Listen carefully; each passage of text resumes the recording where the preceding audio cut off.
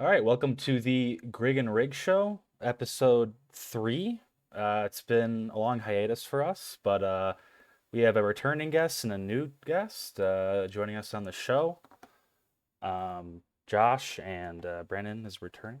So yeah, we have a pretty big panel. We're going to discuss the Vikings season, playoffs, and kind of thoughts moving forward. So yeah, first thing first, what do you guys think of the playoff loss? I was thinking about showing up with a paper bag over my head. It was depressing to say the least. Disappointing. You gotta put some Viking horns on that paper bag, dude. It's got to be emblematic of our franchise and our ineptitude in the playoffs. Yeah, tough. I had plans that night and fully just didn't do it. Like, not to be dramatic, but I was like, fucking hell. Wait, can we swear on Grigg and Rig? Oh yeah, this is like HBO, Josh. We have Okay, cool. It's the HBO podcast. Yeah, I was like, Logan Roy, bro. You're Logan Roy, bro. Just be Logan Roy. It's fine. But man, I just like the second after that last pass, I just like flipped the computer up and put my phone on silent. I was like, which is a sad feeling after a year where I got a lot of texts out of the blue from people I hadn't talked to like a lot about Vikings games, like who weren't Vikings fans, who would text me and be like, that's crazy, right? Like, this is nuts, like kind of checking in. And then I turned off notifications, but no one really texted me about it. It was just like, just flop at the end. Saddest way it could have possibly gone out. What do you even text a friend that you know is a Vikings fan and you're not a Vikings fan yourself after that? Nothing, apparently. Just don't even talk to them. Yeah, those people left. They didn't hit you up after that game, huh?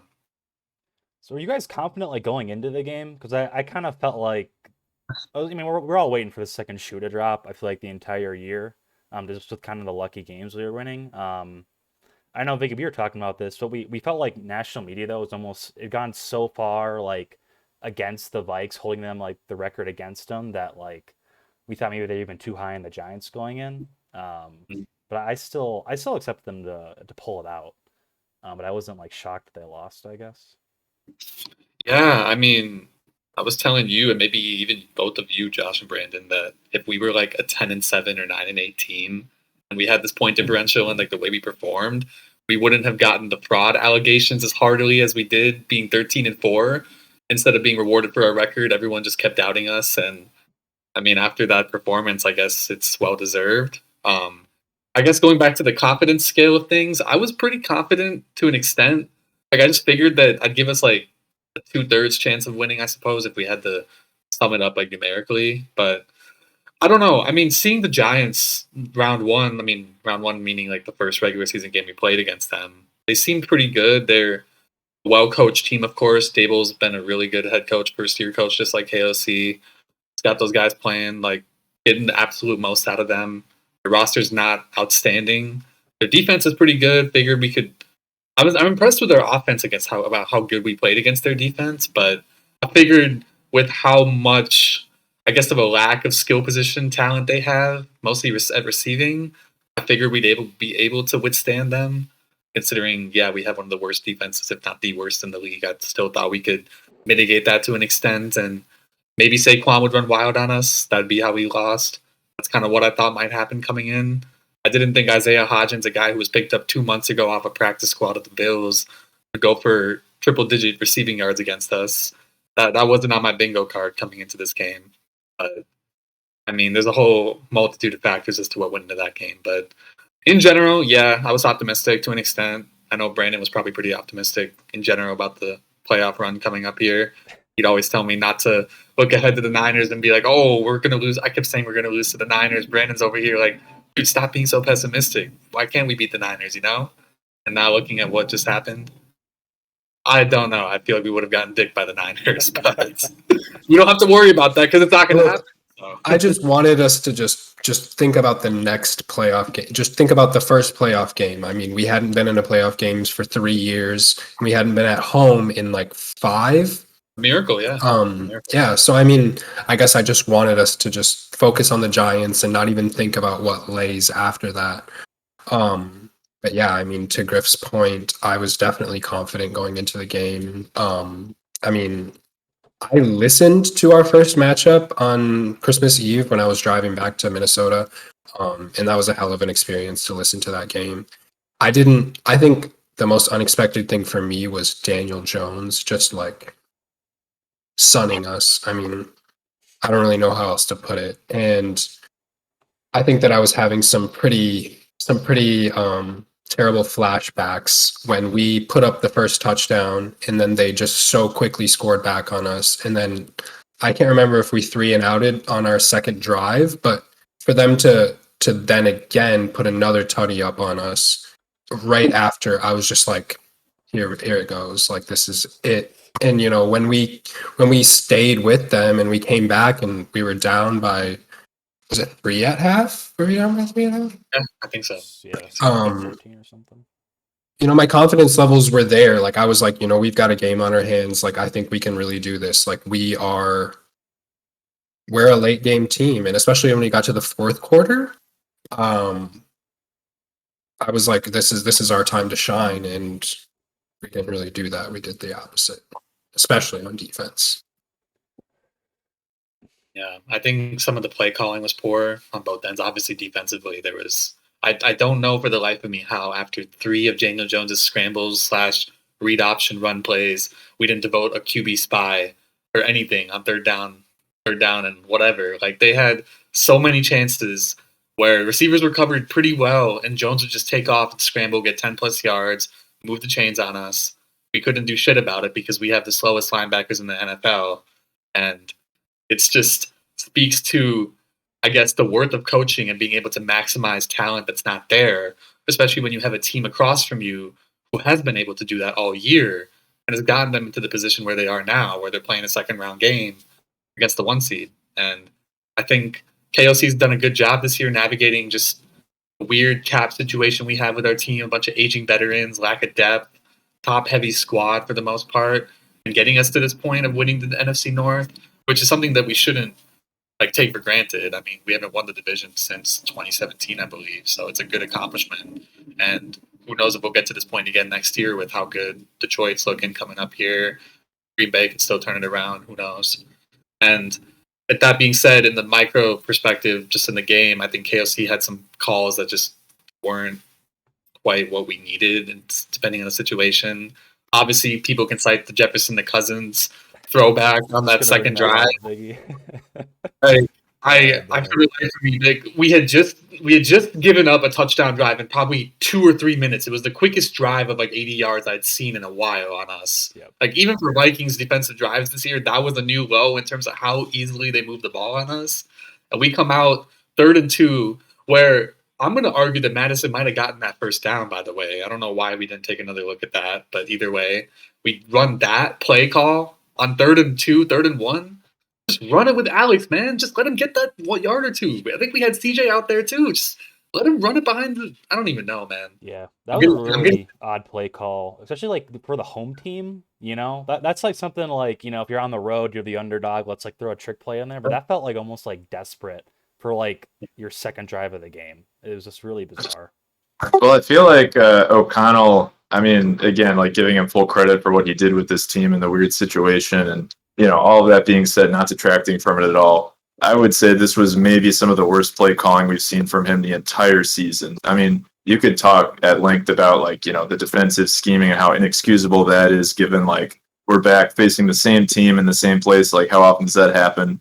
But yeah, I mean, you were saying, I feel like that call, that pitch deserves a podcast of its own for being such a weird call.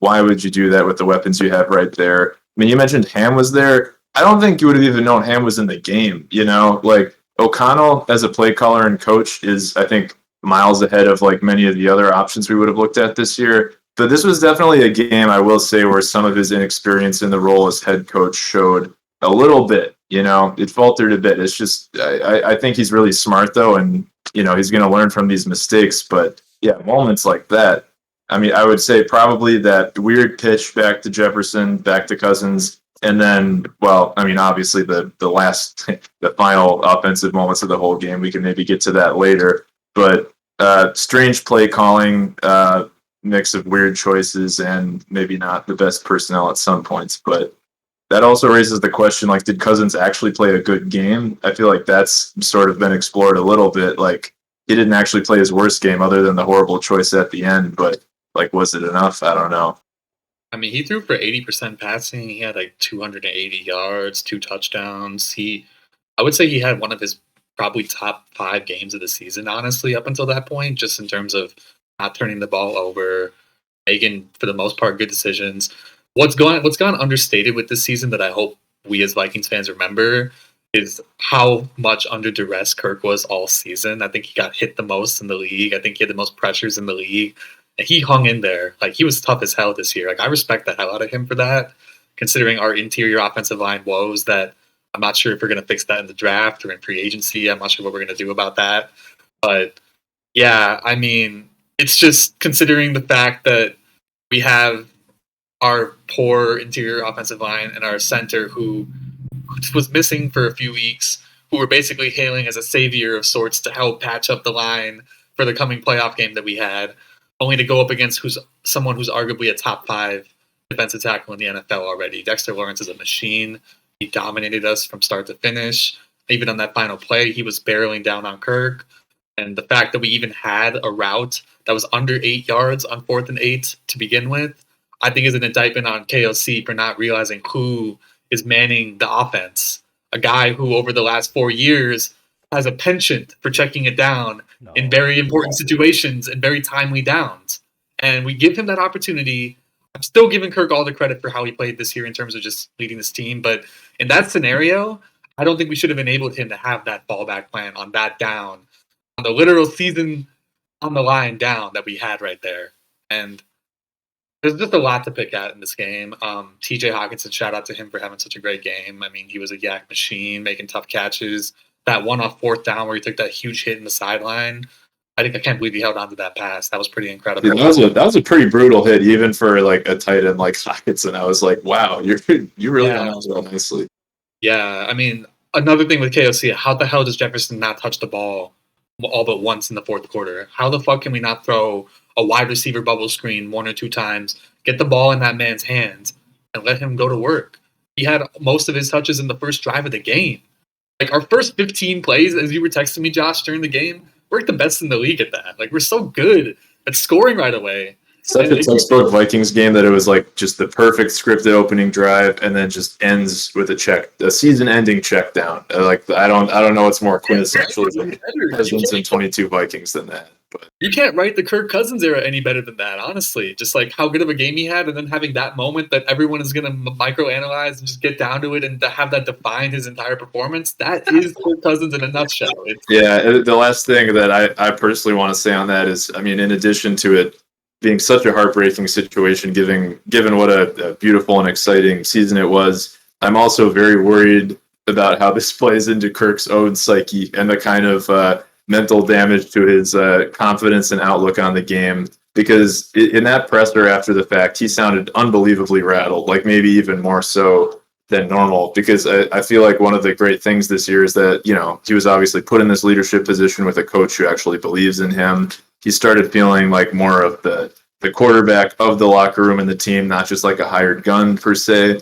And for it to end on that, I mean, we know this guy beats himself up, you know, after a bad drive. You see him just kind of like clench his teeth and like sit off to the side away from the wide receivers. And that one coming at such a critical point in his career and such an exciting moment in a Vikings season. I don't know if he's the guy to like I don't know if it's like the Kirko Chainz thing where he gets like, you know, fired up about it and comes back stronger next year. I feel like he beats himself up about that, and it like he's not going to be able to shake that. Not to say he's not going to play well in subsequent seasons, but I think that moment will just be so difficult for him to process and deal with that I'm kind of worried about how it affects him down the line. I might be overthinking that too, but God, it really just broke my heart for the guy because he fixed so many of the things we give him shit for this season, and then it ended like that. Yeah. Started very well, Josh. I mean, going back to checkdowns quick, he hadn't done that much this season anymore. He started airing it out, saying, fuck it, throw it to JJ. If he's out there somewhere, like that meme over there, you just throw it out there to him. He catch the ball a lot of times. Yeah, KJ, you throw it to KJ in tough situations. TJ, he made smart plays for the most part throughout the year. And then for it to be defined by that play at the very, very end, it's kind of just poetic in a sense. It's tragic too in that regard. I mean, I don't think it's overthinking. Honestly, that's an interesting point that I hadn't thought about, how it affects him mentally going down the line. Who knows, man? I mean, there's a lot of stuff to tackle this off season if we want to get into that soon. But yeah, I don't really know. I mean, all in all, pretty disappointing finish to the season. Respect to the Giants. I mean, I'm rooting for them this weekend. It's still fuck the Eagles for me personally, but yeah, I mean, anyway, Fuck every NFC team. It's kind of weird because don't you feel like I feel like it's like the first year that like most Viking fans were finally like in Kirk's corner. Like I feel like he was kind of the scapegoat of the team really ever since he got here.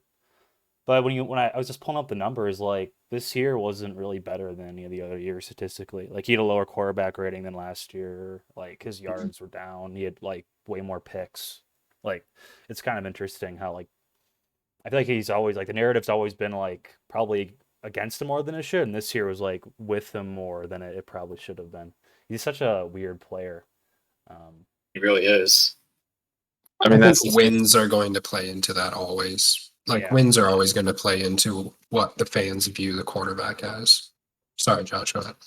Oh no, that's fine. Yeah, I agree. And I was just gonna say, like, yeah, I mean, he's also the master contract negotiator, you know, and like better box score, better stats means like, you know, better contract, and that kind of goes back to the check down thing we were talking about.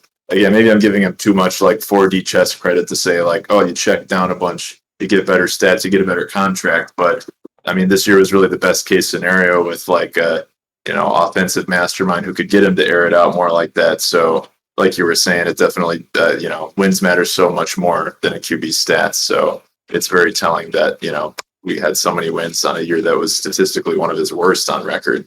But you look at the season, you wouldn't really say like, ah, that was his worst. Like, that was obviously his best, you know, it's just off gut check and wins. So Yeah, I feel like he took a lot more risks too. Like he finally was trusting his receivers, throwing downhill more at least. It seemed. I don't know what his like average depth of target compared to the last few seasons, but I think Griff, I think we were talking about that in our last pod. I think his ADOT went up like markedly midway through this season. It was pretty low, I think, for the first half, and then second half he kind of just started to take more shots downfield, you know. And I think that kind of plays into more of him just not giving as much of a fuck about how his stats look, and just more about, as Josh said, just having a coach that's enabling him to be him and give him that confidence to just take those chances and know that he's not going to get put down by his coach after making a bad decision, like what would have happened the last 4 years he was quarterback for us. So it's definitely a good, like, I guess, culture now that we've established within the team. And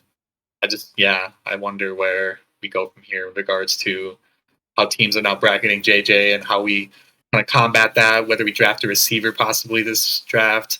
We only have 4 picks apparently. I didn't realize that until looking it up the other day. You don't have much capital this year. That's not a good situation to be in. well, we got to bring Zimmer back for DC. That's our first step. And then after that, I don't know. Yeah, I don't know who we're gonna take. I mean, it's kind of the question of like, do you improve his strength or do you like patch up a weakness? Because like, did any of our receivers had a good game in the playoffs? I mean, not counting Hawkinson. I guess Osborne have a touchdown or something, but he did. He did. Irv after that terrible drop, which I was. Yeah. I forgot about the Irv touchdown. Yeah. He redeemed himself. Man. Speaking of him, he's gone. I think. I don't think we're keeping him unless he comes back. No. Dude, no question. Yeah, that's Honestly, like that's kind of like maybe not an all-time bust, but like I felt like the fanbase was always super behind Irv. It's like, oh, this is like the breakout guy. Like literally years like 3 through 5, it's like this is Irv's like season, baby. He's gonna break out. I feel like he would be an all-time bust on any team that's not the Vikings, but it's like an all-time bust is just like the standard for almost anyone we draft. Absolutely. Yeah, he was not good. I think segueing into real quick, just off-season talk with what we want to do about like cap hits and whatnot, who we're going to cut, what we're going to do with that. You guys have some ideas as to what we might do or what you would want to see the Vikings do with regards to freeing up space, some veterans possibly on the chopping block? Who's leaving? Or like who's free agent? Is Hicks on a 1-year deal? I don't know if he signed him to a 1-year. I think Hicks is, I yeah. think so. Bradbury's gone, right? Yeah, I think he wanted like 7-8 mil a year. I don't know if we're gonna do that. He was better this year, but I don't think he's worth that amount. No, like average center is worth that amount in my opinion, unless they're like I don't know. I just don't know what we do with that. Peterson's Kendricks for gone. sure. Yeah, Kendricks is. I didn't know he was up. I think so. Maybe they'll try to restructure him. I don't know. He's not worth the money we're paying him though. I think the biggest one who's probably going to get cut is Dalvin. I think we cut Dalvin this offseason or try to trade him for late round draft capital. I don't know. What are you guys' thoughts on that? I mean, Madison looks damn near just as good, if not better, some weeks than Dalvin lately. I mean, this season, Madison has looked phenomenal. Yeah, he's a free agent too. That's the thing. I wonder what we're gonna do with that. They're both. Madison's been more consistent, but Dalvin definitely gives you that home run kind of threat. But exactly. We also got like Chandler and Longwu back there too, though. Like it's kind of crazy that we could consider cutting Dalvin Cook, historically maybe one of the best running backs doing it right now, and still feel like actually really good about our running back room. So that one's probably the easiest no brainer as we go down the list. I would agree. Yeah, definitely. I saw some guy tweet today about how if I don't know if you guys have been keeping up with the draft stuff or not, but there's like this really good running back out of Texas, Bijan Robinson, who's like the best running back on the he's supposed to be like a generational running back prospect. And he would go maybe in the late first round is what a lot of mocks have been saying apparently. People were like theorizing what if he's there at like 24 when we're picking. Would we take a chance on him? Would we take him potentially? I don't think we should do that. But if he's around, I mean, I don't know if we take a chance on that. Just let Cook and Madison walk. Say I don't know how much that is. I don't have the salary cap up now. Maybe 15 mil. But there's a lot of questions with that. But Josh, you're right. We do have Ty Chandler. He didn't play much this year, but he's a rookie. Wongwu's shown some flashes of brilliance as like a third down guy potentially down the road. I think that one's a no-brainer, as you said. That'd be the first one I'd cut. Two interesting one. Oh, sorry. Go ahead. I was just gonna ask, do you guys think our first rounder should go towards like O-line, like center guard, or do you think it's going to be like corner or something like that? I think linebacker. If there's a good late round linebacker first round, I think we should go linebacker. If we're going to play a 3-4 next year, if we hire a 3-4 defensive coordinator after Donatello's firing, I wonder. We'll need some athletic linebackers. Asamoah is a good start. I don't know if he'll be an every down linebacker down the road, though. We haven't seen enough of him. But I'd go linebacker, Griff, maybe. I think our D-line is okay. But D-line's the strength of the defense, honestly. But yeah, it kind of is, but we do get ran on pretty damn hard, too, which is kind of counterintuitive. I don't know if that's the linebackers, but yeah. I feel like the defense the last couple of years has had more talent than they've kind of produced. And I saw a stat today that I think this year they gave up one more point than last year, or maybe it was vice versa. But it's been bad. This is nothing new. Yeah, it could just be even more personnel than scheme. You know, we might be putting too much on like a savior DC coming in. We might just need better players. So yeah, before this game, the Vikings had allowed 400 yards of offense to opponents in 5 straight games.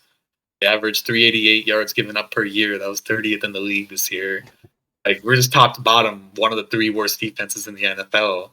We still finished 13-4, which is kind of crazy when you think about it. Like, we overachieved so much that we now have this new kind of like level that we aspire to reach from next year, which I don't think we should have, because I could easily see us winning 6 games next year. That's it. Easily could see that happening. I think we could be better next year, man. That's the crazy. Not like record wise, but just like advanced stats, like and like actual like. We could be better. Like I don't think the offense is going to take that much of a step back, if anything. Like our linemen are all pretty young. If we improve on the center or guard position, that's a plus. I guess you have to replace Thielen's production if he walks, but speaking of him, speak of the devil. I don't know if you guys saw. Caitlin Thielen, Adam Thielen's wife, tweeting about or on Instagram talking about how Thielen's not being valued by the franchise and how I'm making like what amounts to like a goodbye post. It's like, dude, what are you making? 13 mil? I'm looking this up right now. You guys talk about something. I'm gonna try to post it on the screen.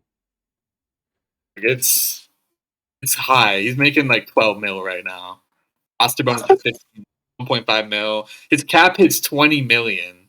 Jesus. Oh, I mean, Yeah. like I saw someone on Twitter saying like Kalen and Adam are making a tricky decision a lot easier for the Vikings right now with what they're doing. yeah, That's what I said too. That's funny. real. Yeah. I mean, you look at like the separation he's get like.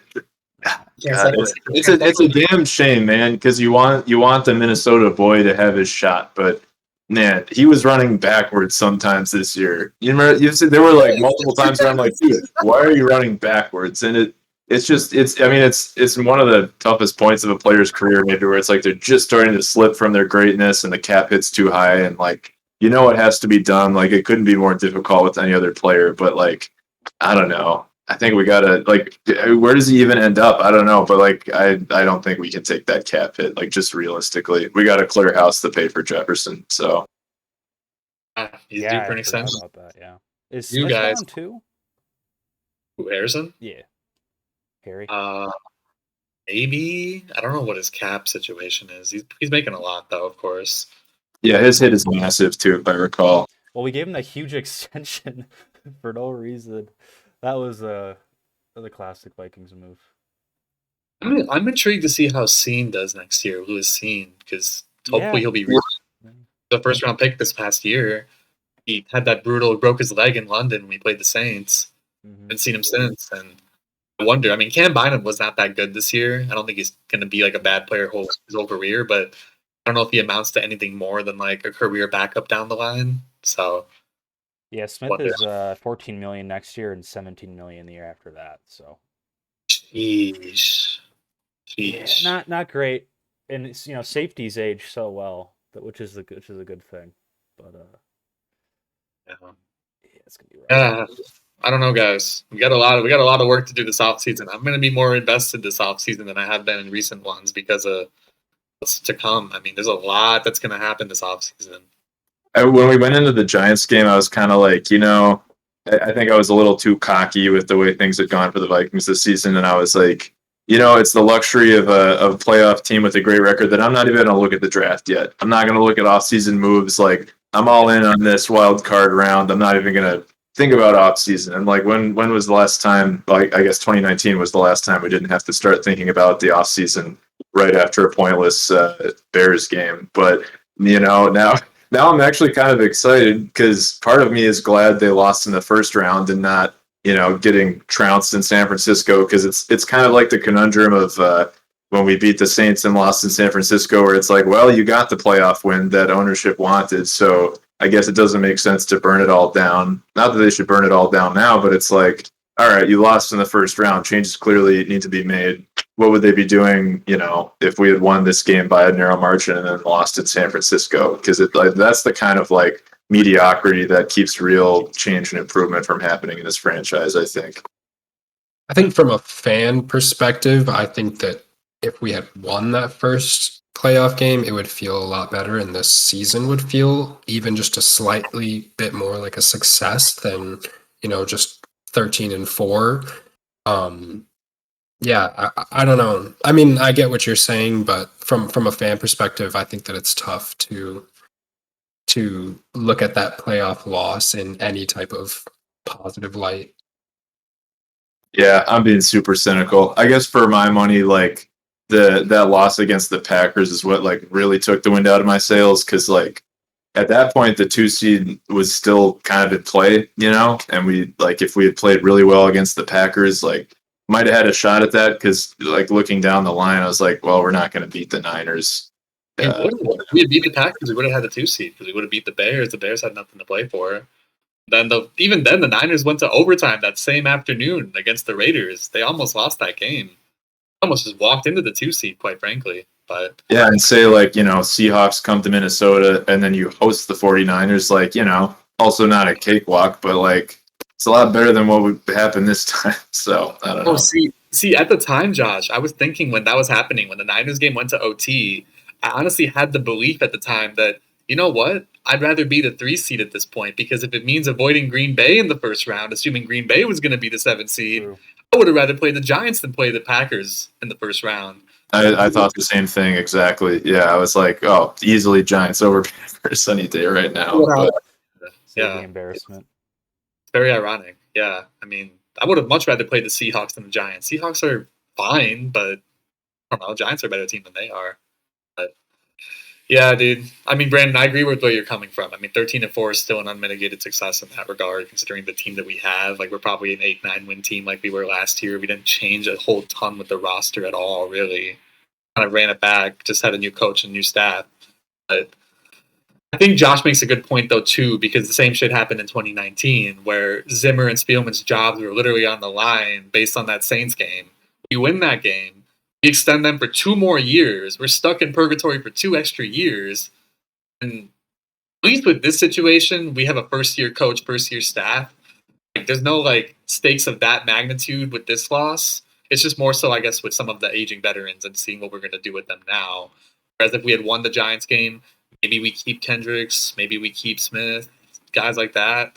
Now I don't think they're, like, shoo-ins at all, which might be for the better for the next 3 years for this team. So I think both points that you guys made ring true in this regard. So, again, it's going to be a juicy offseason. We'll see what happens. I also, really quick before we move on from the free agents, like the two I'm maybe most interested in to hear your opinions on would be Greg Joseph and Patrick Peterson, because I really think there's a good case to be made either way for both of those guys, and I don't really know where I fall on either one. Get cut or what? Or traded? Yeah, extend, trade, like whatever you want to do with those two, you know. I think I'd get rid of both, personally. The thing It's is, funny that you say that, Josh, because you were there for the 61, 63 yard yeah. field goal win. When that got kicked, yeah, I just like was under the assumption it was going to be an overtime situation, and I couldn't really. I mean, we had great seats, but I couldn't really see the ball go in, and then everyone started jumping, and I was like, "No shit, he pulled it off!" Like what? yeah, I would be tracking the ball midair, and then it's like you kind of just it gets lost in the swath of purple or white that day, swath of white behind it. Couldn't really see where it went, and then you just see everyone just cheer in unison. It's like, oh my god, he actually made it. Then I was also like, this is just like a little twist in the knife leading up to like when we lose like NFC championship off like an extra point or something, you know, like. But we didn't even get that far, so it didn't matter. We were playing a drinking game at the bar. For every extra point that Greg Joseph misses today, I take a shot for the playoff game. But he actually, you know, to his credit, he didn't miss anything. But I mean, I will say, at least he didn't have a game like the Cowboys kicker had. I mean, you would think a Vikings kicker would have had the game that Brett Maher had that night, but that wasn't our guy, at least. That was pretty shocking. Well, at least it didn't. I mean, apart from that moment, I don't exactly feel any type of crazy value in Greg Joseph, but I wouldn't say that he was a failure by any means either. So, I mean, whether we choose to keep him or cut him, I think is neither here nor there, I guess. I mean, he was 26 for 33 on the year, you know, 78%. He missed a bunch of extra points, so. Extra points, yeah, that's the big big thing. Well, he wasn't really good. I think most of his misses were like the 50 plus or whatever. Like he was like 1 for 7 or something like that. So I don't know. Kicking's weird because I feel like you can always like upgrade it. Like there's a lot of free agent kickers that you can like pull off the street and they have a decent chance of being okay. But yeah, I don't know. I think Pat Pete's the more interesting conversation though, because I think PFF had him graded as like one of the top 5 corners in the league this year, amazingly, which is like considering just like the eye test, he had like an okay year, I would say. I mean, nobody in that secondary you can say besides Duke Shelley for half the year had a good year back there. So the money he's making though, that's the thing. He's making a lot though. Go ahead, Brendan. The interceptions, I think, definitely carried him in just our positive outlook on him and I guess his stats. But I mean, in terms of coverage, our secondary this has got to be one of the worst years I've seen for our secondary. You've got to point the finger at least a little bit at Patrick Peterson on that. Yeah, he's old. He can't keep up with the quicker, younger receivers nowadays. He's heady though. That's the thing. We've always, even this year, we had a team full of heady veterans that did serve us well in many respects during the season. I mean, a lot of just opportune plays that we'd make. Obviously, there at Kendricks, I think his shining moment of the year was that Josh Allen fumble that he kind of created and recovered. That's an incredible moment that going back, reflecting on the season, will not forget. I will not forget that game at all. I won't forget the Colts game at all. It's a lot of games I won't forget from this season, which makes the playoff loss all that more frustrating. Yeah. At the same time, you can also look at it with the glass half full outlook that, hey, at least we had those moments. It could have been worse. We could have been the most boring 12-5, 13-4 team of all time. Probably the most chaotic, just high variance 13-4 team the NFL will probably ever see. The most fraudulent 13-4 team the NFL will probably ever see. Well, I think I saw that this is like the luckiest team of all time based off of like at least point differential. Like For sure. we beat the Pythagorean record by like 2 wins or something. Like it was just insane. So yeah, it was such a fun season. Like, and I felt like deep down we all kind of knew we like weren't that good, especially like after the Cowboys game and especially the Packers game was like when it was really like, okay, yeah, we're probably not gonna like go very far in the playoffs. But I think that what's sad about us knowing that we weren't that good is that it was just constantly thrown in our face that we weren't that good. And it's like, we were never even trying to say that we're that good. Like, we're not putting this in your guys' face that we're these top dogs. Yep, that just feeds into the Minnesota sports fan inferiority complex to an extent, where everyone just feels like, oh, the big media, oh, Eastern Seaboard Network, ESPN's out to get us. It's like that type of mentality that has served us pretty well as a defense mechanism of sorts for how kind of underwhelming all our teams have been over the years. All of us being, for the most part, local sports fans of the teams here in the state. It's frustrating, and we definitely kind of resorted back to that where we're so concerned with power rankings, how our perception is league-wide. I mean, the team didn't, luckily. They didn't give a shit for the most part, which is credit to them. But I mean, when the time actually mattered and everyone was giving out the DVOA statistics about how shit we were, we're still bucking the trend for the regular season, and then the playoffs come around, and this happens. It was a good game, I'll say. Giants game was pretty good. I mean, one of the better games of the weekend, I would say, last weekend. But still, hate to be on the losing end. But good for Daniel Jones, man. I respect him more than I did the week before that, I guess. The funny thing about the Giants' offense that game is I feel like they only ran like 3 plays. There's either like a Barkley run, which would gash us. It was like Daniel Jones like scrambling out of the pocket, and then like no one could catch up with him, or it was just like a crossing route that went for like 15 yards. Like that was it. That was it. That was the entire. Dude. Yeah, Griff, that play in the first or second quarter where Slayton had like a 50-yard reception where like Bynum and Smith just collided in midfield. Like, nobody was like 30 yards of the receiver when he got that crossing route ball. It's just like, why don't they just spam this on us the whole game, which they pretty much did. So that's hilarious. They didn't have to overthink much with their game plan. But yep. Anyway, guys, do you guys have any other thoughts on just general the season, or do you guys want to talk more about what's to come, or tie a bow on it? What do we want to do? I'd like to hear your guys' like favorite moments of this season. I think mine was probably the Bills fumbling and like through the back of their end zone, and then, or not back of the end zone, but like recovering the touchdown. That was like. And there's Josh Allen. Is that what you're talking about? Yeah, that was like probably the best regular season game I think I've ever seen from the Vikes. Yeah, like so many ups and downs, and then for them to like us to go ahead, and then for them to tie it on that field goal. And then for us to win in overtime with a pick it's just like the ultimate. I don't know. That was insane. That was probably the highlight. Griff, especially after the refs fucked us. Gabe Davis didn't catch that ball. Yeah. Oh man. They shouldn't have had a chance to tie it to begin with. Oh, and the Jefferson catch. I mean, there was so many like insane plays. I mean, like we didn't convert on the goal line on like 4th and 1. You know, it was just like terrible. Yeah, that's gotta be like one of the all-time classics, I think, last few years. That was like a crazy game. I don't know how anybody can say that they had, unless for some personal reason, I don't know how anybody could say that there was a better moment than the Bills game. I mean, away game. It was incredible. I mean, I yelled so much during that game. I'm sure that my neighbors hated me during that Sunday. But yeah, just so epic. I mean, jumping up and down just back there, like so many times this whole season, truly. But the Bills that was something else. Yeah, I'm trying to think of like deeper cut games. Like, I mean, the Bills one was just such a once in a lifetime game that I feel like we had some really good ones in there that are just kind of forgotten just because of how crazy the Bills and the Colts one were, because those were obviously the best probably. But like I'm thinking back to that Cardinals game, which feels like a lifetime ago. but like watching Patrick Peterson super fired up, and like I remember, celebration. yeah, doing that. Like Smith had an interception, and instead of like running back and trying to block for him, he just started like dancing on the field. And if Smith had fumbled that one, maybe that wouldn't have turned out so well. But that was pretty fantastic. And the season opener as well. That was definitely one of the most like satisfying Vikings Packers matchups I've seen in a while. Our only Yeah, connection. just to that one. Yeah, I was gonna say, Josh. Speaking of deep cuts, the Lions game, I think the win where we came back against them, that was like our first true comeback win of the year. Kind of set the tone for what we were gonna see out of Kirko Chainz this year, like 8 That was that the game where Campbell like made the weird call with the field goal that they missed. That was unbelievable. Man. And then I and probably 85% of the fan base had no faith probably going into that 2-minute drive after getting the ball back. I didn't think we were going to win right there. Maybe not 85, but a significant chunk. Had high hopes considering how the game had gone.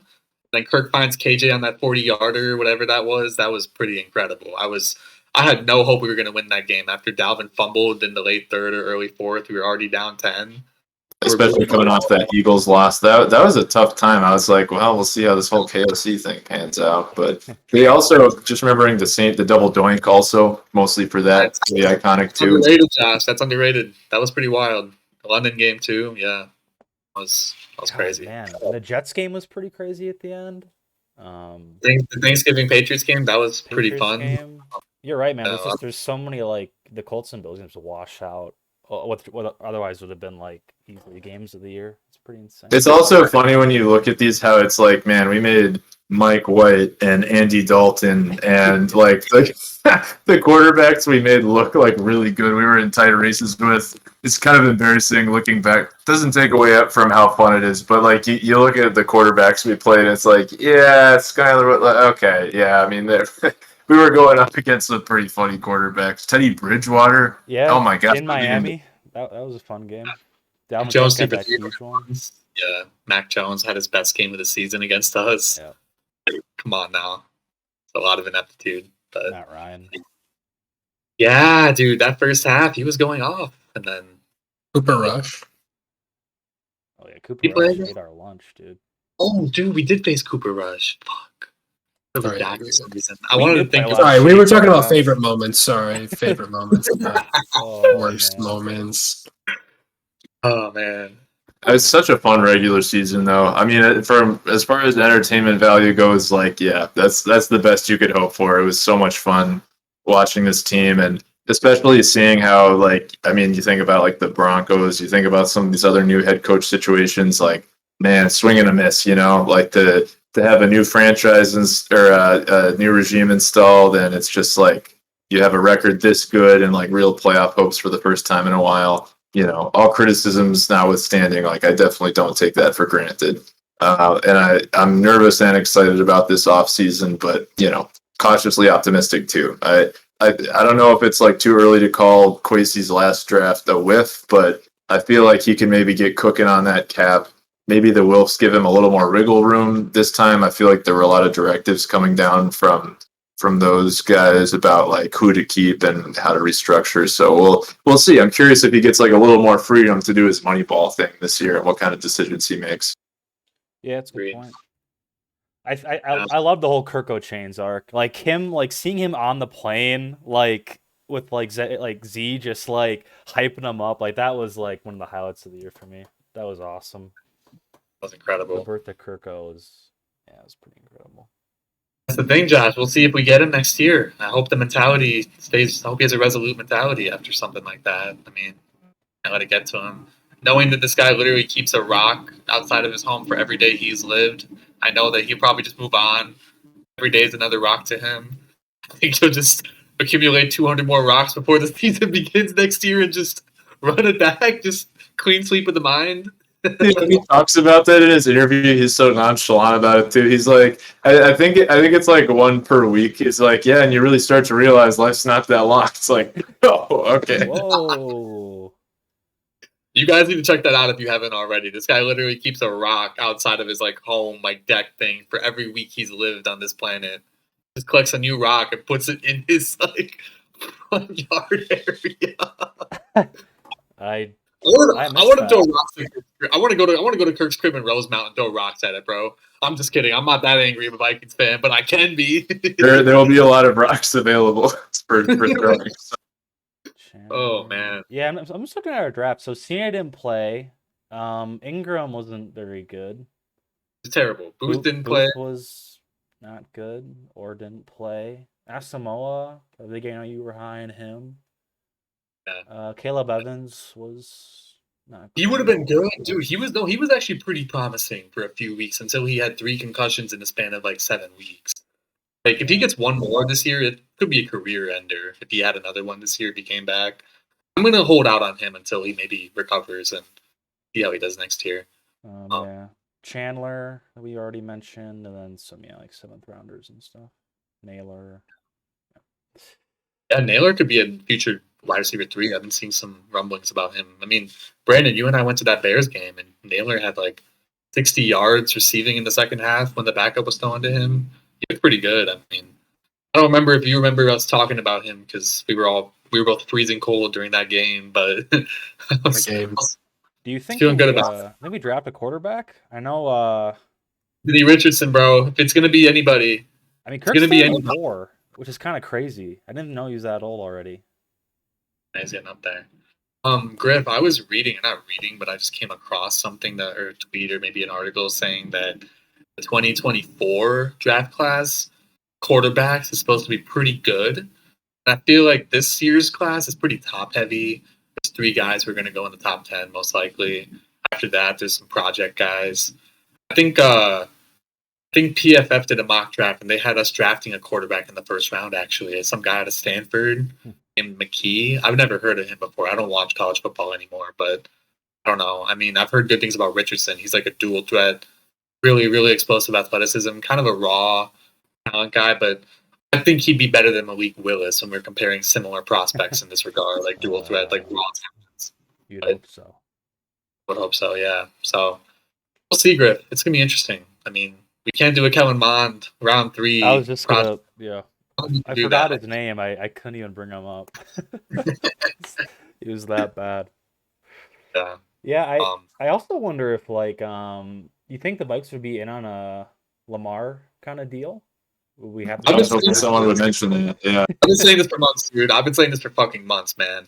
Kyle Shanahan loves Kirk Cousins. He loved him for 5+ years now, more than that.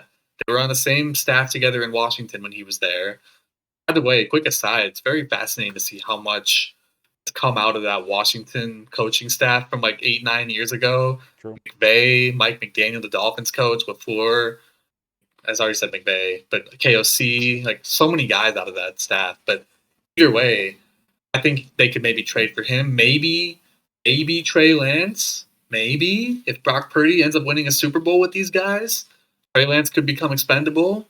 Local guy out of Marshall, Minnesota. Who knows? Maybe a guy I'd maybe take a flyer on too, potentially. But with regards to Lamar, I think we trade Kirk potentially. Lamar's money might match salaries, right, Griff, to an extent, I would say. Yeah, it'd have to be Kirk and then I don't even like probably another really good player and then a pick, Alvin. right? Well, wouldn't Lamar be a free agent though? We wouldn't have to trade for him, right? Oh, I guess you're right. Yeah. So then we'd have to get rid of Kirk and then sign Lamar. Yeah, we just free up the space and then sign him potentially. I mean, I've seen rumblings the Falcons might go for him or like the Dolphins. He's from Miami, maybe the Dolphins. Like that'd be fun, man. Lamar and Waddle, that'd be super lit. Yeah, the Lamar storylines are going to be pretty interesting. Actually, I wonder what's going to come out of that. But yeah, that would be my dream. Like as you said, Josh, that would be like Anna from Heaven scenario right there. If we somehow got him, for excitement factor. What unbelievable! What an unbelievably exciting offseason that would be, man. Like, yeah, but I don't want to devote too much time to that because it's so unrealistic. But it'd be fun to do. Yeah, it's not gonna happen. We'll stick with Kirk.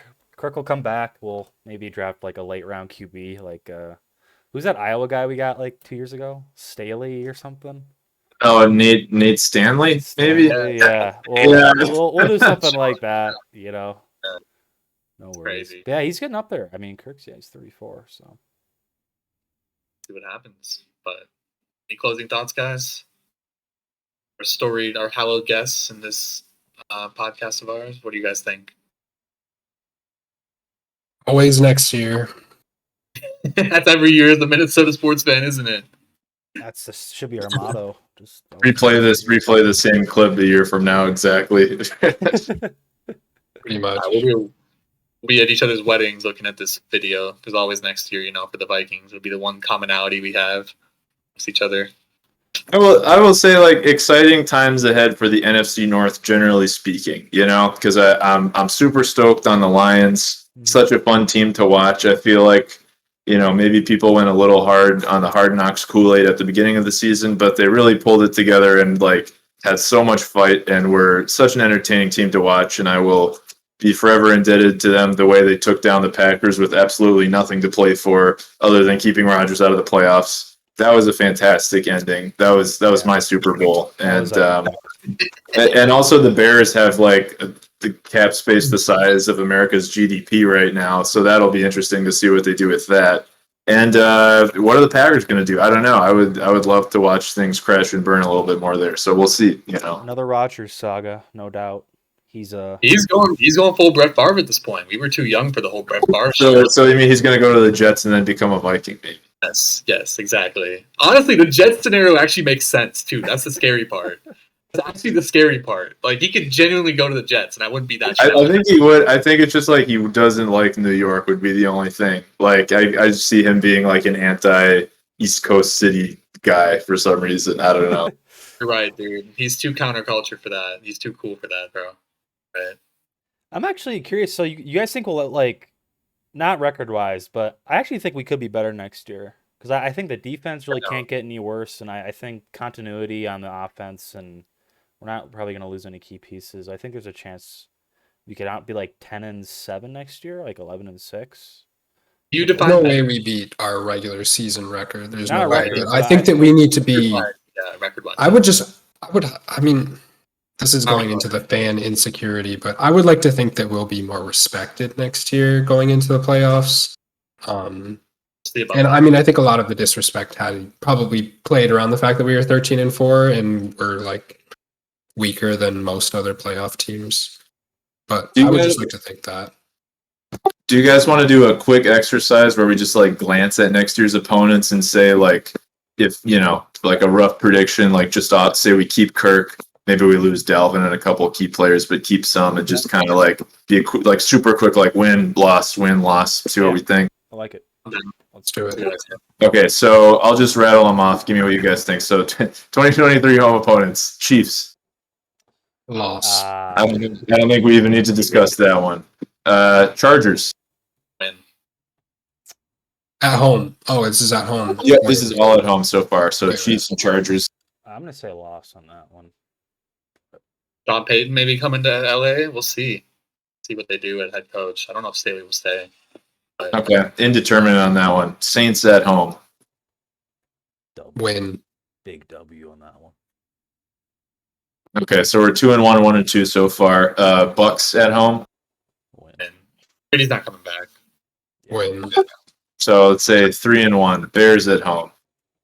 We're beating the Bears both times. 5-1. Or wait, no, that's 4-1. Lions at home.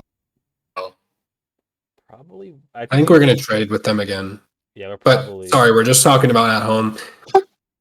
Probably. We're going to lose at home. We're going to lose at home. We're going to win away. That's my prediction. All right, 4-2. Packers at home. Depends on the quarterback. Packers could be bad next year, man. If like Depends on the quarterback, dude. Depends on the quarterback. even if Rodgers is back, man, are they going to be any better? Like, I think the Packers are kind of cooked. Like, Rodgers is done. I also think Watson is maybe slightly overrated, like right now. Not in his whole career, but currently, I think. Yes, you're right. Yeah, I agree. I think it's a dub at home. Lambeau is always, And then 49ers are last. I mean, yeah, they're not getting any worse, are they? No way, dude. No fucking way. They were hurt half the year, and they were still like 13-4, arguably the best team in the NFC. I think they're going to destroy us if we play them, even if we play them at home. So, All right. Well, that puts us at 5-3 at home. And then looking towards the road in Denver Win. Oh, at Raiders. When Carr's gone. but Brady might go to Vegas, dude. I'm not gonna close the book on that. He might go to Vegas. Does it matter if he goes to Vegas? Yeah, I don't know. We'll see what they do with Josh Jacobs. If we have our defense the same as is, Josh Jacobs could run all over us if they bring him back. I think he's a free agent though. He might not come back. See, If our secondary doesn't get any better, Devontae Adams That's true. is going to eat. Yeah. if he stays, yeah. If he stays. If they get a good quarterback, then he'll stay. Well, I said W. Who's next? You guys saying an L or? I'm saying L. Oh no, I'm saying W. What am I saying? Sorry, I said L for Okay. Denver, not Vegas. Yeah. Okay, so Vegas, and then in Atlanta. Win. I feel like All Atlanta right. could be good next year, to be honest. Like, they're like, aren't they like 8-9, and they could get like an actual quarterback? But They're not gonna. They have their Win. guy now, though. I mean, I don't know. Nothing I think- else needs to be said. Win. they're And then in Carolina. our road Win. schedule's easy as fuck. Holy shit. Wow. What a I W. think that could be a game-winning field goal. Like that could be tight. We don't play well in Carolina usually. Yeah, I was just gonna say. I think. I love our crazy Carolina games, but I think we win. And then at Philadelphia, unfortunately. I mean, speaking of not playing well there. No, we never win. Well, we won that one game when Linval Oh. ran the big six back. That's it, though. Don't. That's it. Did we lose that game? We beat them that game. Like Kirk's third game as a Viking, we beat them. Okay, my bad. And then at Chicago. As Brandon said before. Yeah. Yeah. And then we got at Lions, but I think we were going to split that one, so call that one a win. We're calling that a win. We're calling the road one a win. I'm saying we lose to Or Detroit field. twice, dude. I'm saying we lose to Detroit twice. I'm we lose to them twice. I'm worried. I think we split. I don't. Yeah. I'm just bearish on us, dude. I don't know. Keep going though, Josh. Keep going. And then in Green Bay. Ugh. Depends on As what we're talking about, it really just still depends, but I'd like to knock it down as a, you know what, I'm going to say loss. Like, how could we, after, the second to last game of the season, how can we say we're going to go there and win? I'm not ready to say that. Yeah. Brandon, I think it depends on when we get scheduled to play them specifically. Because playing in Lambeau in December versus playing there in September is a whole different proposition. So Yeah. Well, I would also like to subtract any of our wins that we might have said. If any of them are Monday games, I'd like to subtract those. Or prime time. we're gonna get prime time next year. If they're That's noon Yeah. games, we're rolling, baby. We're going. That's the thing, dude. Because We're of going Jefferson 15 to 1. Superstar and us being good, we're gonna get a lot of primetime games next year, I think. So we'll see what happens. Wait, Well, the last one is on the road in Cincinnati. Loss. That's a loss. Our road schedule was looking easy as fuck until it wasn't anymore. Yeah, I know. Spoke too soon. Wait, did we Dude, we say have a first place. did we say the Bears at the Bears is a loss or a win? I think we said we would would. both. Okay. I said win, but I'm worried about that though. If Fields is playing with actual talent around him, I'm worried about that. I think some of these are really hard to predict because we know that those are teams that are rebuilding and could potentially even be amazing as soon as next season. But I just don't believe it's going to be that soon. I don't think it's Dude, going there's to. always, It's going to take them another year. There's always 5 to 6 teams every year that just out of nowhere are suddenly good or playoff teams. Like the Giants, no one thought the Giants would make the playoffs this year. Seahawks, after losing Russ, no one thought they'd make the playoffs. You have several teams like this who people don't really give much of a chance to. Like Griff said, the Falcons could be that team potentially next year. Who knows? Yeah, Carolina or whoever. There's too many variables with the NFL when it comes to year to year. Where it's right now, obviously, none of us probably feel good about these early predictions. I mean, we can't, but I mean, it is interesting. It's an interesting exercise, as you said. I think it's an interesting exercise because that puts us at 10-7, maybe with another loss in there for one of those home ones. So 10-7. 9-8. I think that's pretty much what I would expect out of this team next year. Anything less than 10-7 or 9-8, I would say would definitely be a disappointment. I think they got to be over 500 next year, at least fighting for wild card spot. It sounds like every year talking about the Vikings, but yeah, I'm not going to go in with expectations of another 14-3 season. But 10-7, holding our heads high, I'd be pretty happy if that was the case, honestly. Yeah. Likewise. I think us being like the 6th or 7th seed probably makes sense. You know, our record in 1-score games will probably be significantly worse. Yeah, maybe we could actually win games by a larger margin, though. You know, we could have more than like 1 or 2 like 1-score wins. That would be and nice. when we lose, we don't get blown out. It would also be good. Yeah. Green. Okay. Well, that's it's like an hour on the dot. I think it's a good place to end off. You guys have any final words? This is where I was supposed to say always next year. Ah, shit. Yeah. Come on, dude. What the fuck, Griff? Josh, what are your final thoughts, man? Thanks for coming on. Yeah, I'm a big Grigg and Rig head. Stoked to be here. It's fun to talk shop with you guys. Yeah, at the end of the day, it was such an exciting season, and part of being a Vikings fan is like if it was too easy, maybe it wouldn't be quite as fun. You know, they always keep us guessing, they keep us on our toes, and it's fun to claim a team that's not like annoying to claim. Like some teams, I think are pretty annoying to claim. So. And then if we ever do snatch that big one someday in the future, it's going to be all that more satisfying. Tears are so going to be flowing. I'll leave it at that. That's all I got to say. We were saying if they got to the Super Bowl this year, we were going to fly out and go to the game. Oh, without a question, I would have got my Arizona ticket right away. I would have had to think about it, man. I would have. That's crazy. I mean, Brandon was talking about how if we ended up hosting like the Packers in the NFC title game, if that was a scenario back like during the season, that you would have come up cities to watch that maybe. But Yeah. Minnesota, I mean. But yeah, who knows, man. It'll happen one day, boys. We got a lot of life left in us. We've gone through a lot in our 25 years of life, but got like a lot of time left. We have one constant, and that's the Vikings disappointing. And we got our head coach of the future too, for the foreseeable future, I think, and I feel great about that. Yeah, that's true. That's true. Mm-hmm. Yeah. All right. Well, good talking to you guys. We'll I don't know if we'll keep in touch. I guess we'll see. The schedule. We're never gonna speak again after this. The Grigg and Rig show schedule is a little haywire, but we're gonna be dropping some merch soon, so keep an eye out for that. Yeah, bro, we got the printing press behind me, bro. You guys just can't see it. Yeah, Big's working hard. He's got the sewing Out the window, it's machine. it's around the corner over there. I can see it through my shades right now. Yeah. But, all right. Take care, you guys. We'll sign off here. Take care, fellas. Bye. See you, boy. All right. See you guys.